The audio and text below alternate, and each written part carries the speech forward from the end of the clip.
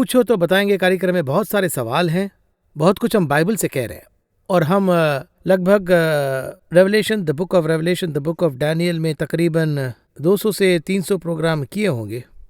हम जितना भी प्रोग्राम करते हैं उतना सवाल और भी बढ़ जा रहे हैं। ऐसा लगता है कि दर्शकों को इन दोनों सब्जेक्ट को पढ़ने के लिए शायद पूरी जिंदगी लग जाए। आप तो उसी सब्जेक्ट में ही है, कैसे उसे और भी पढ़ते पढ़ते आपके अंदर नए नए रेवलेशंस आपके अंदर आ रही है। मेरा पहला सवाल है, रेवलेशन से भी सवाल हम करेंगे लेकिन ये एक आम सवाल है। आप 250 एपिसोड्स की बात कर रहे हैं। 2000 साल से यही चल रहा है। 2000 साल से दानियल और प्रकाशित वाक्य इस पर मनन करते हुए संसार से खत्म नहीं कर पाया है। इसमें 12 अध्याय हैं तो उसमें 22 अध्याय हैं, कुल मिलाकर 34 अध्याय हैं। ये 34 अध्याय पिछले 2000 साल से आज तक इसका अध्ययन पूरा नहीं हुआ। इस पर बहुत से लोगों ने कमेंट्रीज लिखी, लेकिन आज तक भी इसमें से प्रकाशन आते रहते हैं। देखिए, यीशु ने एक बात कही जब यूहन्ना उसके पीछे चलता था। वो यीशु के पीछे चल रहा था और उसके बाद में पतरस ने पूछा, इसका क्या काम? इस तरह पूछा। इस पर यीशु ने कहा, मेरे वापस आने तक ये जीवित रहे, ऐसे अगर मैं चाहता हूं तो इससे तुझे क्या।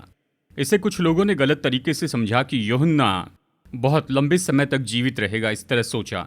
इसका जो अर्थ है, इसका आत्मिक अर्थ देखिए मैं इस तरह से समझता हूँ, यीशु मसीह के आने तक, यीशु के आने तक, उस समय काल तक यानी 2000 साल तक एक किताब जीवित रहे। हमारे लिए जो लिखा है ये तो अक्षर हैं, ये लिखे गए, फिर भविष्यवाणी हैं। 100% भविष्यवाणी यीशु के आने तक, यानी इसमें 2000 साल की यात्रा दी है प्रकाशित वाक्य। तो उसे लिखने वाला तो ये है।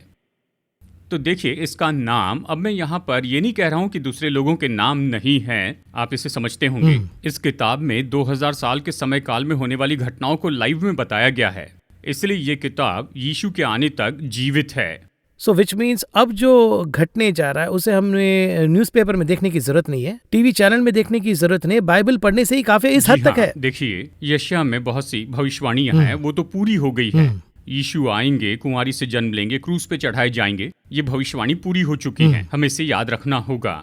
अगर भविष्यवाणी पूरी हो गई है तो उस किताब का जो काम है वो सच में खत्म हो चुका है। उस पर हमें मनन करना है, कुछ विषयों को पढ़ना है, उसकी जरूरत नहीं, ये नहीं कह रहा, पर वो पूरी हो गई। लेकिन इसमें की भविष्यवाणी यीशु के आने तक खत्म नहीं होगी, यानी उस समय तक ये किताब जो है जीवित है और इसके कारण ये शब्द है। इसी तरह से इस किताब पर मसीह के आगमन तक मनन करते जाना है, इसमें से ये सब आएगा। देखिए, हम एक गलती करते हैं, वो क्या है पूछे तो, जब मैंने सेवकाई शुरू की उस समय परिपक्वता कम थी, अभी भी थोड़ी कम है, पर उस समय परिपक्वता नहीं थी। यानी देखिए, इसमें से मैंने 4 संदेश लिए हैं। वो 4 संदेश लेने के बाद मैंने सोचा इससे बढ़कर इसमें क्या है। उसके बाद में सेवकाई में मैं क्या करूंगा, 4 पावर पॉइंट तैयार करके उसके बारे में बताकर इसमें और क्या बाकी है, उस तरह का एक थॉट विचार मुझ में आया। एक दिन मैंने यही सवाल परमेश्वर से पूछा, इसके बाद में मैं कौन सी किताब पढ़ूं, प्रकाशित वाक्य। मैंने परमेश्वर से पूछा क्या प्रकाशित वाक्य खत्म हो गया?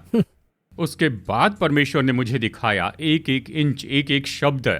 मैं कह रहा हूं अध्याय 4 के वचन 3 में, देखिए इसमें और उसमें कोई संबंध तो नहीं है, लेकिन एक शब्द है। परमेश्वर ने कहा, परमेश्वर सिंहासन पर विराजमान है और उस पर कोई बैठा है, वो यशब और माणिक्य सा है, मरकत सा एक मेघ धनुष्य है, माणिक्य सा दिखता है। देखिए यहाँ पर बस इस एक ही वचन पर मैंने कितने हफ्तों तक मनन किया।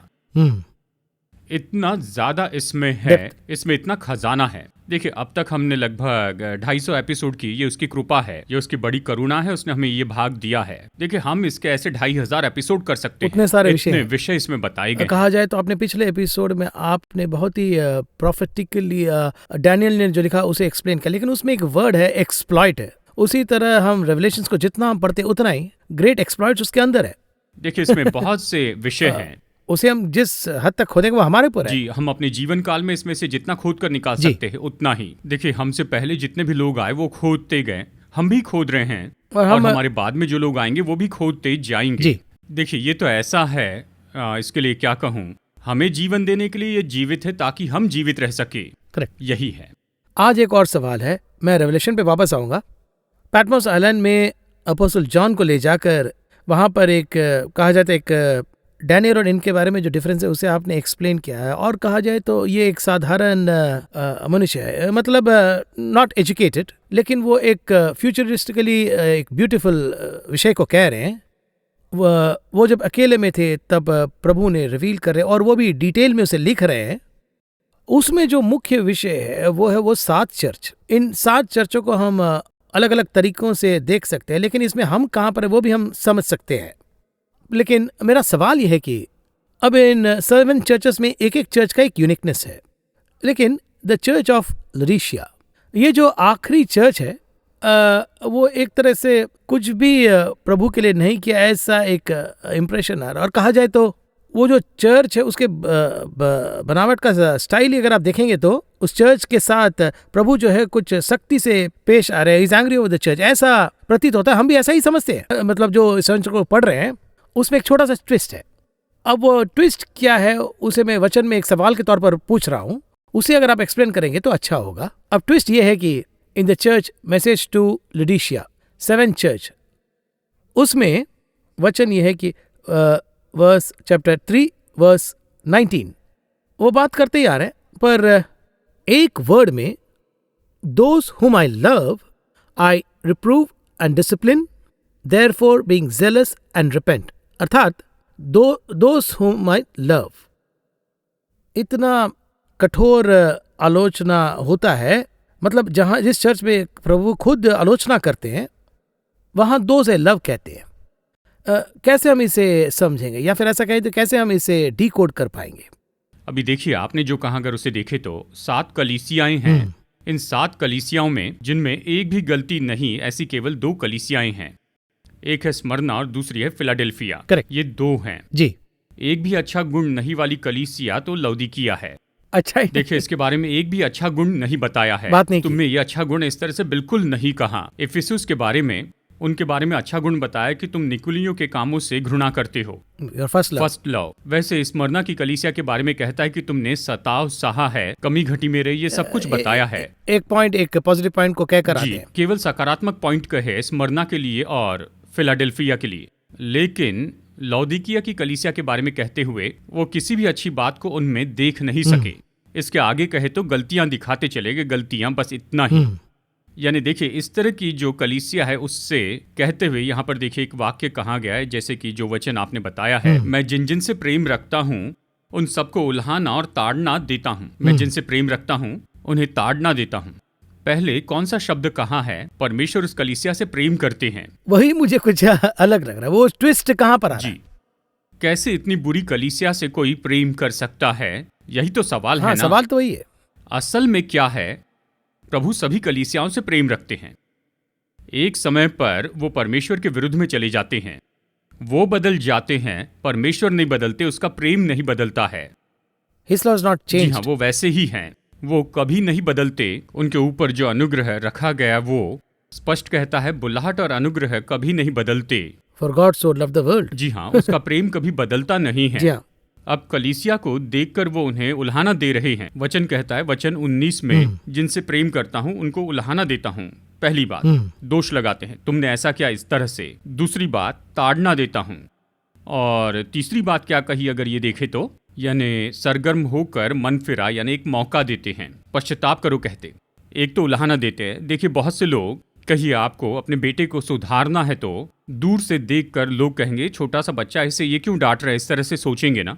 लेकिन आपके नजरिए से देखे तो उसने जो गलती की उसे सुधार रहे हैं। सही कर दे, क्योंकि नहीं करेंगे तो कुछ और समस्या हो जाएंगे ना। हाँ, बाहर के लड़के को सुधारना और आपके अपने बेटे को सुधारने में फर्क होता है। कहिए रोड का कोई लड़का कुछ बुरा कह देता है, आप रुककर ये क्यों कह रहे हो ऐसे कहते हैं। अब तो हम ये भी नहीं पूछते क्योंकि वो पलटकर डांटता है। तो पहले के दिनों में तुम ऐसा क्यों कह रहे हो, इस तरह कह के चले जाते, रोड से चले जाते। लेकिन आपका अपना बेटा ऐसा कुछ कहे तो क्या करेंगे? शायद उसकी अच्छे से पिटाई करेंगे, है ना जी। बाहर के लड़के को केवल बोलेंगे, खुद के बेटे को पीटेंगे। परमेश्वर क्यों ताड़ना देते हैं? ये तो मेरी दुल्हन है, ये तो मेरा बेटा है, ये मेरी बेटी है, मैं ताड़ना दूंगा क्योंकि मैं उनसे प्रेम करता हूं। कई बार हम सोचते हैं वो हमसे प्रेम नहीं रखते इसलिए ताड़ना दे रहे हैं। प्रभु दंड दे रहे हैं। वो हमें ताड़ना इसलिए देते हैं क्योंकि वो हमसे प्रेम रखते हैं कि ये बिगड़ न जाए। अगर बिगड़ जाए तो भी हमसे प्रेम रखते हैं। देखिए, एक दृष्टांत में बताया है, बहुत अच्छा है। छोटा बेटा, बड़ा बेटा, हमने इस पर चर्चा भी की है। इस दृष्टांत में देखिए, छोटा बेटा पिता के पास जाकर संपत्ति बांटने के लिए कहता है। पिता ने नहीं बांटूंगा इस तरह से नहीं कहा। तुरंत दे रहे हैं। उसने दे दिया, उसने छोटे बेटे को भी दे दिया और बड़े बेटे को भी उसने दे दिया। बड़े बेटे ने मांगा नहीं था फिर भी दिया, उसने भी ले और लिया। इसने मांगा था, छोटे ने मांगा इसलिए दे दिया। पिता के रूप में उसने उसे वहां पर क्यों नहीं सुधारा? इस तरह से हम देखते हैं, उस दिन एडवाइस कर सकता था जी, क्या? उसे सलाह दे सकता था, समझा सकता था कि तुम ये गलत कर रहे हो, फिर भी वो उसकी नहीं सुनता था, क्योंकि उसका मन धीरे धीरे संसार का आनंद उठाने लग गया था। फिलअप हो गया। उस आनंद के लिए पिता का पैसा चाहिए था। यदि उसके पिता नहीं देते तो पिता से अच्छा व्यवहार नहीं करता। मुझे वो आनंद उठाना है, पिताजी मुझे रोक रहे हैं। कुछ बच्चे आकर कहते हैं मुझे बिजनेस में कुछ निवेश करना है, पिताजी उसे सावधान रहने के लिए कहते हैं। वो पिता के पास पैसे मांगने आता है, पिता सावधान रहने के लिए कहता है, पर ये क्या सोचता है, पिताजी ने मुझे निराश कर दिया, पिताजी ने मुझसे प्रोत्साहित करने वाले शब्दों में बात नहीं की, मैं फिर बोल कर देखता हूँ। पिताजी क्या करते, ये कहने के बाद पैसे दे देते हैं। पिता जानते हैं इन पैसों में से 75% वापस नहीं आएंगे, ये नाश कर देगा, क्योंकि इसका अनुभव वो जानते हैं कि इसमें से कुछ वापस नहीं आएगा, ये नहीं चाहिए, इस तरह कहते हैं। कुछ बच्चे कहते हैं मुझे जाना है तो पिता दे देते हैं, चाहे बाइक खरीद कर देने की बात हो। पिताजी जानते ये रफ्तार से गाड़ी चलाएगा, एक्सीडेंट होने का डर है, लेकर देते, अपने मित्रों के साथ रफ्तार से चलाता और कहीं जाकर टक्कर मारता है। पिता को उसको हॉस्पिटल ले जाकर सब कुछ करना है, फिर भी पिता देते हैं। इसी तरह से सब कुछ देते हैं लेकिन ताड़ना देते हैं। ठीक है, आप ये सब कुछ देखते हैं। देखिए, फिर भी इस कलीसिया के बारे में एक ऐसी बात है जो मुझे हैरान करती है, और वो क्या है, देखिए अगला वचन कहता है, देखिए यहाँ पर वचन 21 में, जो जय पाए मैं उसे अपने साथ अपने सिंहासन पर बैठाऊंगा, जैसे मैं भी जय पाकर अपने पिता के साथ उसके सिंहासन पर बैठ गया, कहता है मेरे साथ। इस तरह से हर एक चर्च को एक आशीष दी गई है। जी। 7 चर्च को जो जय पाए, जो जय पाए, जो जय पाए कहाँ? ठीक है, एक भी अच्छा गुण इस कलीसिया में तो नहीं है, तो उसे न्याय करना चाहिए था ना। हाँ, जजमेंट। पर देखिए इनके लिए भी एक आशीष रखी है। यही मुझे हैरान करता है, इतना कुछ करने वाला अगर वो अच्छा हो जाता है तो इसके लिए इतनी आशीषें हैं। यदि उसका हृदय बदलता है तो हम क्या कहते हैं, अपने मार्ग बदलने के तरीके ढूंढो, यहीं पर रुक जाते हैं। पर ये कहते हैं, जब बच्चा पढ़ाई नहीं करता है तो हम यही कहते हैं कि देखो तुम फेल हो जाओगे, पर ये कहते हैं तुम पास हो जाओ, मैं तुम्हारे लिए डॉक्टर की सीट दिलवाऊंगा। किस तरह का ये पिता का हृदय देखिए, आप ये और कहीं नहीं देख सकते हैं, केवल हमारे परमेश्वर में देख सकते हैं। विशाल हृदय। जी हाँ, देखिए जब हम पाप में रहते हैं, अगर तुम इस पाप से निकलोगे तो मैं तुम्हें आशीष दूंगा, कहते हैं। कोई ऐसे नहीं कहेगा, वो भी 100% फेल होने वाले चर्च से। कहा जाए तो उस पाप का बोझ भी वो उठा रहे हैं, उठाकर रिवर्स करके ब्लेसिंग भी दे रहे हैं। एक्चुअली के लिए तो पनिशमेंट देना चाहिए, वही देना चाहिए। पनिशमेंट तो दूर की बात है, ये तो रिवर्स हो रहा है। लेकिन देखिए हम यहाँ पर रिकॉर्ड करके चले जाएंगे, जबकि हम इस पर बात कर रहे हैं। मैं ये महसूस करता हूँ, परमेश्वर तो ऐसे है कि चाहे हम जितने भी पाप कर ले, लेकिन वो इस तरह से सोचना तो सच में गलत भी नहीं समझना, क्योंकि यहाँ पर ये कहता है कि तुम मन फिराओ, उल्हाना देता हूँ, ताड़ना देता हूँ, मन फिराओ, जो जय पाए। देखिए परमेश्वर ने ये नहीं कहा कि पाप करोगे तो आशीष पाओगे, तुम पाप को छोड़कर मन फिराओ। पहले तो उल्हाना देते हैं, फिर मन फिराना है, तब मैं तुम्हें आशीष दूंगा। तो परमेश्वर हमें आशीष देने के लिए इतने ज्यादा सचेत होते हैं। और मुख्य रूप से जहां तक इस चर्च का जो सवाल है, वहां पर रिवर्स देखने का जो दृष्टिकोण है, वहां पर ऐसा एक ब्लेसिंग जी, आशीष है, तुम बस वापस आ जाओ, मैं तुम्हारी बहुत मदद करूंगा। देखिए कई बार बच्चे पिता पर बहुत गुस्सा होकर कहीं चले जाते हैं और वहां पर वो अपनी जिंदगी नाश करने लगते हैं। पिता कहते हैं तुम वापस आ जाओ, जो कुछ खोया उसे छोड़ो, तुम वापस आ जाओ। पिता बस यही चाहते हैं कि वापस आए। ये ऐसा शब्द है जो कोई और नहीं कहेगा। जो हमसे प्रेम करते हैं, हमारी परवाह करते हैं, केवल वही ये कहेंगे। परमेश्वर ही ये कह सकते हैं, तुम वापस आओ, तुम मन फिराओ। देखिए किस तरह की आशीषें हैं, मैं तुम्हें अपने साथ बैठाऊंगा, मैं तुम्हें अपने साथ रखूंगा। पनिशमेंट जहां होना चाहिए वो अपने सीट देने की बात कर रहे हैं। अपने सिंहासन पर बैठाते अपने साथ रखते हैं। वही मैं कल मेरे दोस्त से बात कर रहा था कि who is a real partner. दुनिया के दृष्टिकोण में पार्टनर्स ऐसा है कि आप इन्वेस्ट कर रहे हैं, जनरल सोच ऐसा है कि वो कंपनी अच्छा करें तो प्रॉफिट मुझे दे दो, ठीक है, लेकिन लॉस में चला जाए तो लॉस मुझे नहीं चाहिए। सी यही तो वर्ल्ड है ना, अच्छा करे तो उसमें मुझे शेयर, लेकिन लॉस करे तो उसमें भी शेयर होना चाहिए ना। जी हाँ। लेकिन वर्ल्ड की क्या इच्छा है, वो सिर्फ प्रॉफिट की इच्छा रखते हैं। लेकिन यहाँ पर एक विषय जो नेगेटिवली जा रहा है उसे वो बेयर कर रहे हैं, लॉस वो खुद बेयर कर रहे हैं, लॉस को बेयर करके प्रॉफिट को दे रहे हैं। कैसा है देखिए ना, पूरा रिवर्स है। जैसे कि आप कुछ कह रहे हैं, मेरे कुछ मित्र थे और उनके जो व्यवहार थे वो कुछ अजीब थे। ऐसे कुछ मित्र होते हैं। देखिए, वो जो मित्र हैं वो तो 10-20 लोगों का समूह था, मित्र थे। उनमें से 8 लोग तो अच्छा कर पाए, जीवन में बहुत ऊपर आए, और उसमें से 4-5 जो लोग हैं वो मिडिल क्लास नॉर्मल हैं, और 3-4 लोग तो बुरी दशा में हैं। एक समय एक बड़ा फंक्शन चल रहा था और उसमें देखे तो जो बुरी दशा में थे उन्हें उसने नहीं बुलाया। ओहो। बाकी 17 लोगों को बुलाया पर उन्हें नहीं बुलाया। मैं उस फंक्शन में गया था। मैंने पूछा, अरे वो लोग कहाँ पर है? अरे मैंने उन्हें नहीं बुलाया है। क्यों नहीं बुलाया? क्योंकि देखिए, यहाँ पर एक स्टेटस देखते हैं। स्टेटस में बैठने वाले सब लोग चाहिए। हालांकि सब लोग तो बचपन से मित्र थे।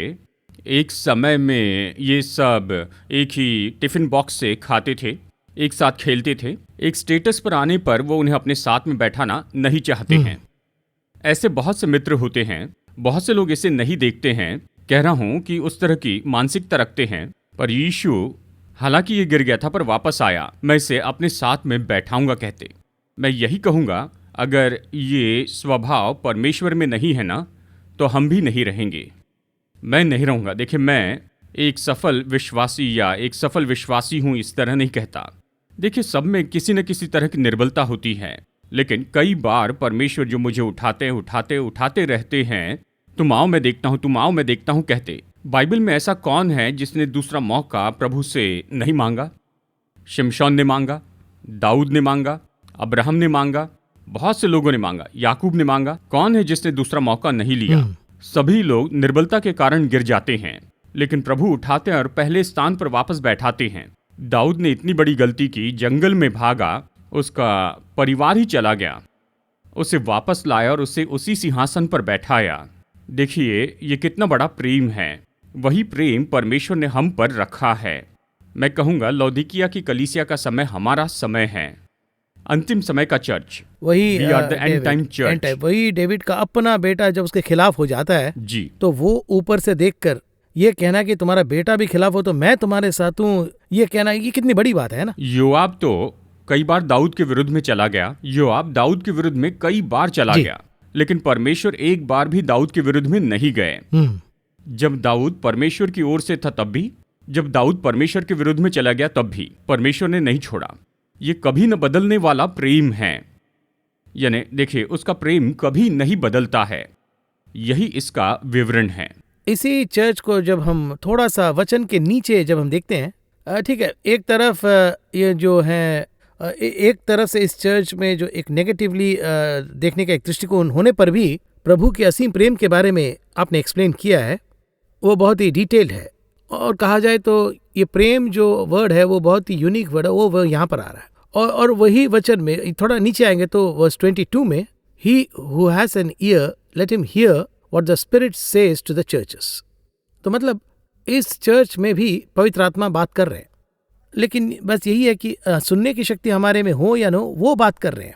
इसे हम करेक्टली कैसे अंडरस्टैंड करेंगे? वो तो बात कर रहे हैं, लेकिन हम सुन नहीं रहे हैं, या फिर वो बात कर रहे हैं मुझे सुनाई नहीं दे। ऐसे कहने वालों के लिए हम क्या कहेंगे? देखिए, 7 कलीसिया से जब बात करते हैं तो परमेश्वर की जो आत्मा है, यहाँ उसका बोलने का एक तरीका है, उसके 7 स्वभाव गुण हैं। उदाहरण के लिए इफिसुस के बारे में कहते हुए उसमें अच्छे गुण हैं और बुरे गुण भी हैं। तो उससे बात करते हुए जो गलत है उसे छोड़ दे, नहीं तो तुम्हारे ऊपर न्याय आएगा। यदि तुम मन न फिराए तो मैं दीवट हटा दूंगा। गलतियों के बारे में कहा। उसी के साथ में आशीष भी कही, जो जय पाए उसे मैं जीवन के पेड़ का फल खाने दूंगा कहा। बाद में स्मरना में देखिए, इस तरह से बात नहीं की। स्मरना के बारे में परमेश्वर ने कैसे कहा? वो तो 100% परफेक्ट चर्च था, उनमें कमियां नहीं थी, उन्हें सुधार की जरूरत नहीं थी। उनसे कैसे बातें की? उनकी परिस्थिति के अनुसार उनसे बातें की। तुम दुख में हो, तुम क्लेश में हो, उन्हें तसल्ली देते हुए बातें की। तसल्ली देते हुए कहा, तुम आगे बढ़ो, कुछ दिनों का दुख है पर तुम पर आशीष आएगी, इस तरह से कहा। पिरगमुन के बारे में उनके सिद्धांत के बारे में कहा। थुआतीरा के बारे में उनके सिद्धांत के बारे में कहा। और फिर फिलाडेल्फिया के बारे में देखिए, उसके पहले सरदीस में देखिए, फिलाडेल्फिया में कोई गलती नहीं थी, सरदीस की अलग समस्या थी, मरी हुई कलीसिया जो भी कहे नहीं सुनती। देखिए, हर एक से अलग अलग तरीके से बातें की, परमेश्वर एक ही तरीके से बात नहीं करते हैं। लौदीकिया से बातें करते समय समस्या क्या है, यहाँ आशीष के बारे में कहने का मौका ही नहीं था, केवल उनकी गलतियों के बारे में ही कहते जाना था, क्योंकि ये तो 100% करप्टेड चर्च था। देखिए, इसे देखकर बिल्कुल शुरू में ही वो इस तरह से यहाँ पर कहते हैं, न तुम गर्म हो न तुम ठंडे हो, न गर्म हो न ठंडे हो, इसलिए मैं अपने मुंह से तुम्हें उगलने पर हूँ, न ठंडे हो न गर्म हो। फिर आगे कहते, तुम सोचते हो तुम धनवान हो, पर तू अभागा और तुच्छ और कंगाल और अंधा और नंगा है। देखिए कैसे आरोप लगा रहे हैं, लगातार डांटते ही। यानी जो कुछ भी आए वो सब कह दिया। अब इनसे बातें करते हुए इनमें जो था वो सब बता दिया। ये कहने के बाद उन्हें क्या दंड मिलेगा बताना था। आज कुछ लोग पाप करने के बाद में चर्च को ही छोड़कर चले जाते हैं, जाने पर चर्च में वापस नहीं आते, पास्टर के बुलाने पर भी नहीं आते हैं। उसके लिए वो अलग अलग कारण देते हैं, चर्च ऐसा है वैसा है। असली कारण ये है उनमें चर्च में आने की दिलचस्पी नहीं रही, वो दिलचस्पी चली गई। हमें देखना ये दिलचस्पी उनमें से न जाए ताकि वो चर्च से न जाएं। यहाँ पर यही हुआ। दूसरी बात देखिए, इस तरह से उनकी गलती को अनदेखा नहीं करना है और ना ही उन्हें चर्च से जाने देना है। बहुत से लोग नहीं चाहते विश्वासी चर्च से चले जाएं, वो उन्हें नहीं सुधारते, पाप के बारे में बोलते ही नहीं, केवल आशीषें। ये भी गलती है। यहाँ वो दंड के बारे में भी कह रहे हैं, उसी के साथ वो न टूटे और चर्च से दूर न जाएं। बैलेंस है।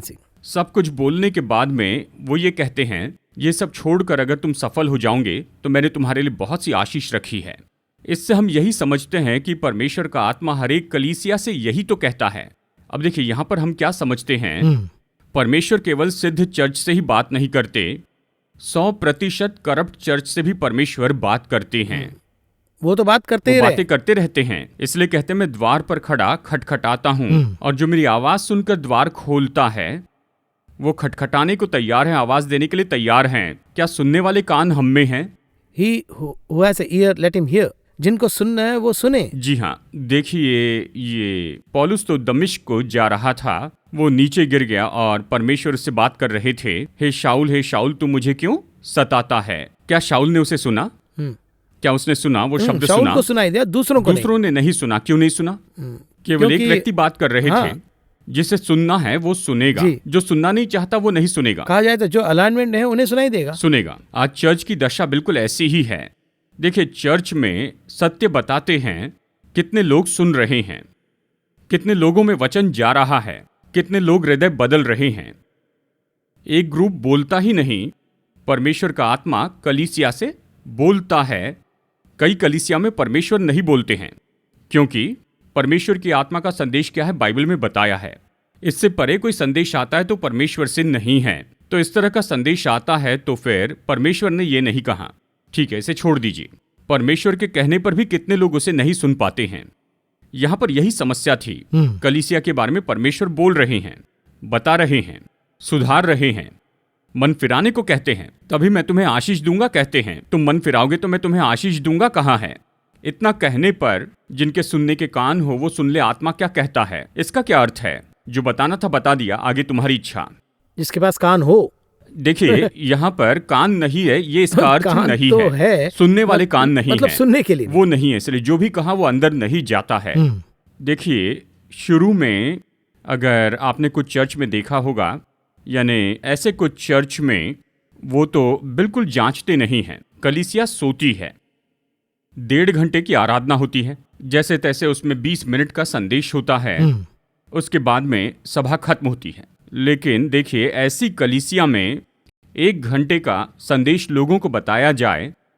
मुझे ऐसे चर्च में बुलाते हैं, मैं ये सोचता हूँ मुझे ये कितना समय देने वाले हैं, तो वो कहते हैं आप 1.5 घंटे तक संदेश दीजिए या 1 घंटे तक। वो वचन को महत्व दे रहे हैं, लेकिन क्या लोग इसे सुन रहे हैं? यही सवाल है। क्या कलीसिया सुन रही है? परमेश्वर तो बातें करते चले जा रहे हैं, लेकिन एक दिन आएगा जब वो बात नहीं करेंगे, वो समय आएगा जी, ये जाकर उसे खोजेंगे, ये पुकारेंगे। परमेश्वर का वचन ढूंढते हुए समुंदर से समुंदर, उत्तर से दक्षिण जाएंगे, पर नहीं पाएंगे। इसलिए मैं हमेशा ये कहता हूँ, सभी चर्च से मैं क्या कहता हूँ, भेड़ बकरी पशुओं में एक स्वभाव है, बहुत से लोगों में भी स्वभाव है। वो क्या है? जब भोजन मिलता है तो पूरा खाते हैं, खाने के बाद ये दो साइड से क्या करते हैं, जमा करते। बंदर को देखिए यहाँ जमा करके रखते हैं, तो कुछ पशु गले में जमा करके रखते हैं, और जब उन्हें समय मिलता है तो क्या करते हैं, जो कुछ भी खाया उसे अच्छे से चबाते हैं। अच्छा। इस तरह से चबाते चबाते चबाते रहते, उसके बाद निगलते ताकि वो पच सके। पशुओं को देखिए बस ऐसे चरते चले जाते हैं, हमारे जैसे नहीं कि बैठकर अच्छे से खाए और फिर पानी पिए, ऐसे नहीं, बस चरते जाते हैं, फिर एक जगह बैठकर क्या करते हैं, चबाते हैं। हमें इससे ऐसे ही चबाते चले जाना है वचन को। फिर एक समय आएगा जब ये नहीं मिलेगा, समय आएगा जब परमेश्वर बात नहीं करेंगे, तब वचन नहीं मिलेगा। तो हमें क्या करना है, जो वचन पाया उसका क्या करना है। हमारे प्रोग्राम के बारे में किसी ने मुझे बताया है, यहाँ पर ये उपयोगी होगा। बहन ने कहा, मैंने दृष्टांतों के रहस्य के सारे पॉइंट्स डायरी में लिख दिए हैं। तब मैंने कहा, देखिए, मैंने असल में मीडिया माइंड रखते हुए कहा, आप इसे YouTube से डाउनलोड करके हार्ड डिस्क में रखकर स्टोर कर सकते हैं। नहीं ब्रदर, मैं डायरी में लिखती हूँ ताकि अपने बेटे को गिफ्ट में दे सकूं। उनके लिए वो एक खजाना है। जी हाँ, कल को अगर मीडिया ना हो तो मेरे बेटे के पास ये लिखित रूप में होगा। इस तरह उस बहन ने कहा, यही कह रहा हूँ, परमेश्वर का आत्मा जो आपसे कहता है तो संभावना है कि आप अपने कान लगाकर उसे सुनिए। ये अभी भी अच्छा है, बाद में भी अच्छा है, नहीं तो मुश्किल होगी। जी, let who has an ear let him hear what the spirit says to the church. Main takeaway ये है कि प्रभु बात कर रहे हैं, बात करने का जो समय उसे हमें मैक्सिमाइज करना है, और मैक्सिमाइज उनके बातों को सुनकर करना है, सुनकर काम करना। पवित्र आत्मा को हमारे पास रखें तो ही बहुत सी बातें सॉल्व हो जाएगी। धन्यवाद ब्रदर जगन, इसमें हमने बहुत ही मुख्य टेक अवे सीखा, और मुख्य रूप से इस चर्च के लिए, लुडिशिया चर्च के लिए इतना सारा प्रेम रखे हैं, सबसे प्रेम कर रहे हैं, और इस बात की पुष्टि कर रहे हैं। ऐसा एक वचन भी हमने आज देखा, इतना डीपली प्रेम रख रहे हैं, इसलिए हम किसी को भी, मतलब सबके लिए एक यूनिक ब्लेसिंग है। मैंने यही सीखा। इस कार्यक्रम में आने के लिए बहुत बहुत धन्यवाद। अगले एपिसोड में एक और सवाल। Again we'll meet you again. धन्यवाद, नमस्कार।